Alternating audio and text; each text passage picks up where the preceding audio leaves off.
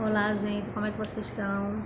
Vamos lá, continuando a nossa aula de história, certo? A gente tinha dado uma paradinha, não foi, no vídeo, e o vídeo ele tinha começado com agricultura, não, novas formas de organização, lá na página 24, certo? Aqui, tínhamos falado sobre as formas de agricultura, essa vista arqueológica do Nipu, não foi? Que construído há cerca de 5.000 anos atrás. Tem uma atividadezinha para vocês fazerem aqui na página 25. E aí eu estava explicando justamente a página 26, que a gente já deu uma lida sobre organização social e religiosa, que é muito importante. Uma forma de hierarquia, a gente tinha lido e a gente parou aqui nessa páginazinha aqui, que a gente vai dar uma lidinha rápida e vocês vão resolver esse exercício da página 27, que é continuação de organização religiosa, tá bom? Em qual era a importância dos centros cerimoniais e religiosos para as sociedades antigas, de exemplo. Então você vai ler a página 26 e vai responder na página 27. No quarto, ele tem um texto, aí ele quer que você circule nos trechos relacionados à religiosidade e grife os que se referem à organização no espaço da sociedade. Então, você vai ler o texto bem legal e você vai grifar, né? Circular algumas partes e você vai passar a linha embaixo. Aí tem os Olmecas, foram os primeiros habitantes da região chamada Mesoamérica, onde hoje se localiza o México, Guatemala, Nicarágua, Honduras e outros países. E ergue grandes edifícios com finalidades religiosas. Os deuses Olmecas são representados em imagens que associam aves fantásticas, jaguarés, serpentes e seres humanos através de animais. A cultura olmeca é considerada a matriz de muitas outras civilizações que surgiram depois dos seus vestígios. Datam a cerca de 4.000 anos atrás. Acredita-se que La Venta era o principal centro olmeca da cidade e foi erguida uma pequena ilha em uma área pantanosa. As pedras disponíveis se encontraram a cerca de 60 quilômetros de distância do local, mas ainda assim existe ali esculturas gigantescas feitas de pedras. Foram encontrados também vestígios de pirâmides, túmulos e circulares e altares esculpidos em pedras, tá bom, gente? Então, nesse texto você vai ler e vai circular tudo que está aí representado à religiosidade, tá certo? E grife o que se refere à organização de espaço e sociedade. Então, são duas coisas. Vocês vão grifar o que se refere à organização de espaço e sociedade e vão circular o que é referente à questão religiosa, tá? Aí você lê aí embaixo a escultura olmeca em uma forma de cabeça humana, que é justamente essa que a gente está vendo aqui no livro, certo? Xalapa, México, as esculturas olmecas em forma de cabeça tem 4 metros, é enorme, gente, de altura. Alguns pesquisadores defendem que elas representam os soberanos olmecas.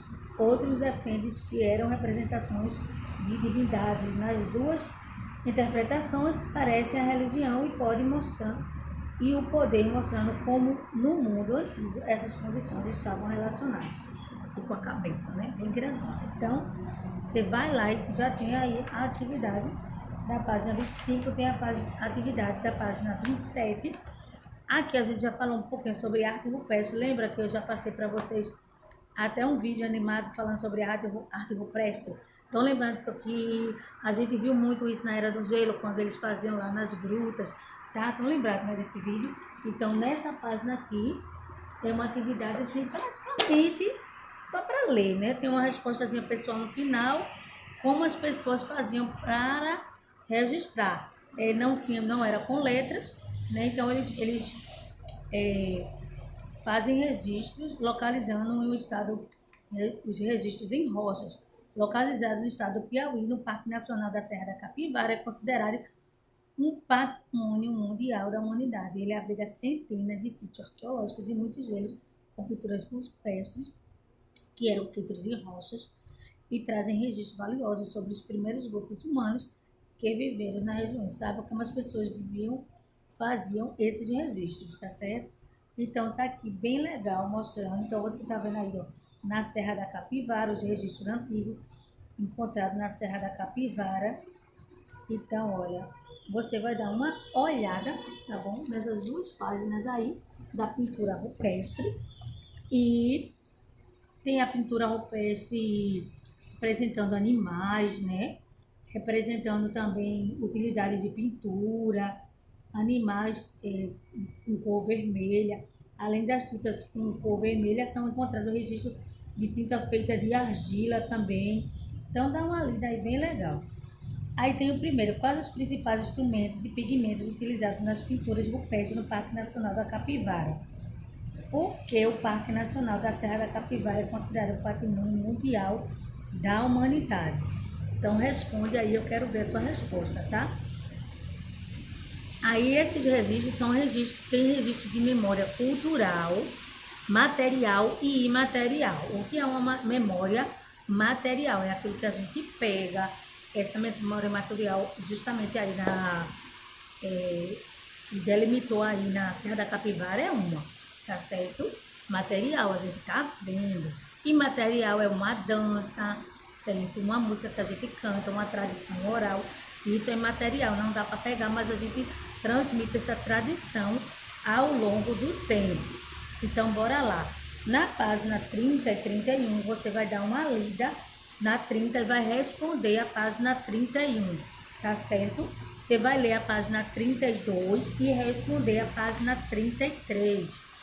E vamos parar na página 33, porque a página 34 já é registro da memória escrita, tá? E a gente tá ainda falando sobre esse outro registro de memória cultural material, tá bom? Então, os objetos no passado foram preservados e nos ajuda a compreender esses aspectos da vida do cotidiano. Acompanhe a leitura na página 30. Com estes vestuários feitos recipientes de uso do cotidiano religioso, construções públicas e moradias, instrumentos de caça ou festivos podem fornecer informações sobre o modo de vida de outros tempos e espaço e fazem parte da memória de um povo. Dá-se o nome cultura material ao conjunto de objetos que dão significado à vida das pessoas em diferentes hábitos da história, conferindo-lhes a identidade. Então, é uma cultura material, certo? São elementos simbólicos que fazem parte dos jeitos que são objetos que são legados pelos povos, ou seja, esse legado quer dizer o quê? Aquilo que é herdado, transmitido, né? A outra geração, né? De povos e povos. Então, foi deixado esses legados que a gente vê hoje, certo? Elementos simbólicos também fazem parte, são legados de povos que são exemplos da cultura material antiga dos egípcios. Muitas representações de gatos, como a gente está vendo aí, de animais, eram considerados sagrados, tendo alguns até como mumificados. Estão lembrados, né? Tem muitos livros aí, muitos filmes sobre a múmia. Mumificada é um processo empregado pelos egípcios na antiguidade para preservar o corpo depois de morto, certo? Aqui no Brasil a gente não utiliza isso, mas eles preservavam, parecia que quando abria ficava do mesmo jeito. Lá em cima tem essa imagem aí da escultura, enfeites de cabelos e brincos colares de cerca de 4.500 anos, usado pela rainha na cidade na Mesopotâmia, ok? Então tá aqui e a gente tá vendo tanto a imagem do gato como a imagem de brinco, folhagem, né, colares aí. Então tudo isso são legados que foram deixados através de gerações, certo? Os elementos simbólicos também são relacionados à vida concreta, ou seja, a prática do dia a dia. Você está vendo já a questão religiosa do gato aí. A escultura egípcia de bronze representada de uma gata amamentando filhote há cerca de 2.500 anos atrás. Olha só, tá vendo? Então, eles gostavam mais de gato do que cachorro naquela época. Explica o que significa cultura material, você vai escrever aí na página 31, observar a imagem, a legenda e responde a questão. Aí vocês vão ver quais os elementos simbólicos que estão representados na figura. Aí está escrito aí, ó. Vocês vão ler aqui e vão responder. Os elementos simbólicos estão representados são imagens representadas de Quetzalcoatl, uma das principais divindades dos povos que habitavam na região de hoje. Ele corresponde ao México. Trata-se de uma serpente emplumada, figura que unia elementos do céu e a terra. Tá? Então, daí já dá para responder. E o terceiro, reúne-se em grupo com os colegas, selecione 3 objetos usados no dia a dia, observe esses objetos com cuidado, como se fossem arqueólogos do futuro e os que tivessem encontrado.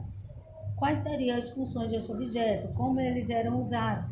Depois elabore no caderno um pequeno relatório indicando que os pesquisadores do futuro poderiam descobrir sobre a sociedade que os produziu. Então, vai lá e faz essa atividade aqui do terceiro, que eu quero ver. Você pode pegar, não dá para fazer com os colegas, mas dá para fazer em casa, pegar 3 objetos. Sei lá, pega um celular, né, que é então para o futuro, né, um celular, bem no futuro lá, o da gente vai ser antigo, né? Pega outro objeto mais antigo e depois você vai fazer essa produção textual no caderno. Eu quero ver, hein, gente? E para concluir, eu quero vocês responderem na página 33 e lendo a página 34, hábitos e culturas e objetos da cultura material, tá? Então, a gente falou da parte religiosa, então tem os hábitos. Acompanhe a leitura aí. As ações e as necessidades da vida cotidiana geram métodos próprios das nossas técnicas, que são criadas para lidar com os desafios enfrentados pelas pessoas ao longo do tempo. Assim, as formas de construções arquitetônicas, os outros utensílios empregados nos usos diversos, como cultivar alimentos, cozinhar, se locomover, guardam marcas das necessidades comuns dos hábitos mais corriqueiros das populações.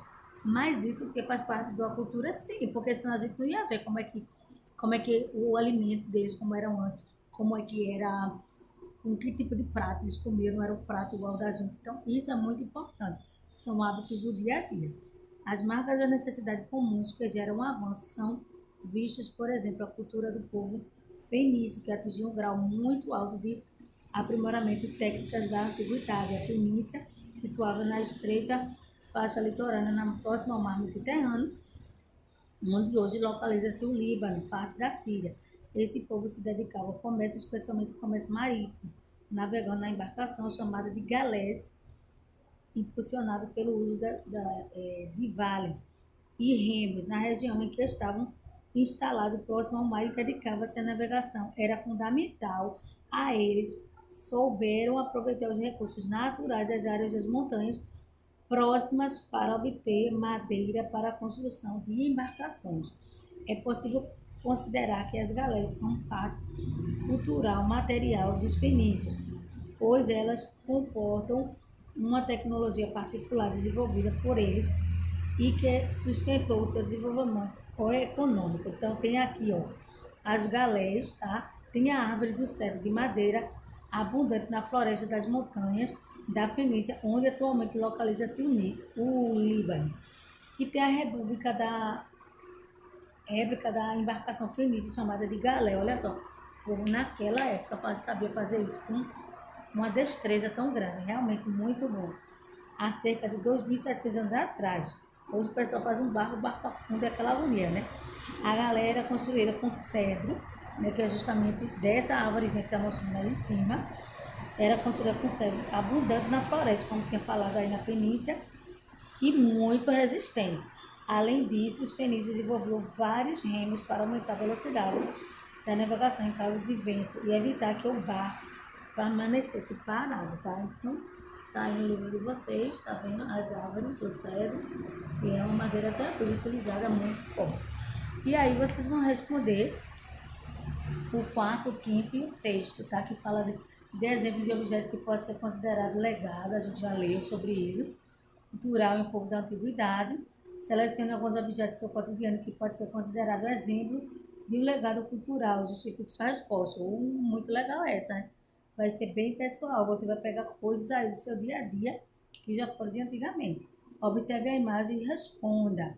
Na letra A, de que são feitos os objetos retratados da fotografia, e na letra B, esses objetos têm semelhança com o que utilizamos no cotidiano hoje.